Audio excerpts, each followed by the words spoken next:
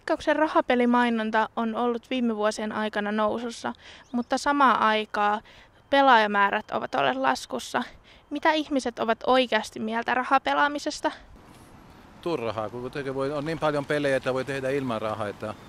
Se on vähän niin kuin kaksipiippunen juttu, että mitä näistä ajatella, mutta sitten kun se on sopivissa rajoissa se pelaaminen, niin sitten se on ihan ok. Jos olet pienituloinen ja ei ole rahaa ruokaa, mutta sitten rahaa pelaamiseen löytyy, niin se on aika iso ongelma. Että toki odottaisi Veikkaukselta sit siihen kanssa puuttumista.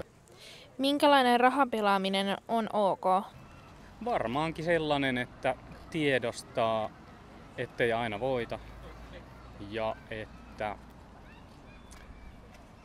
on asettanut vaikka tietyn määrän rahaa sille.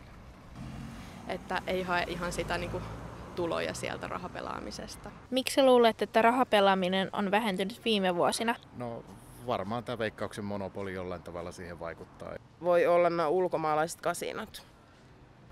Tosi paljon rajoituksia, niin kuin esimerkiksi Veikkauksella on se tunnistautuminen ja veikkauskortin hankkiminen.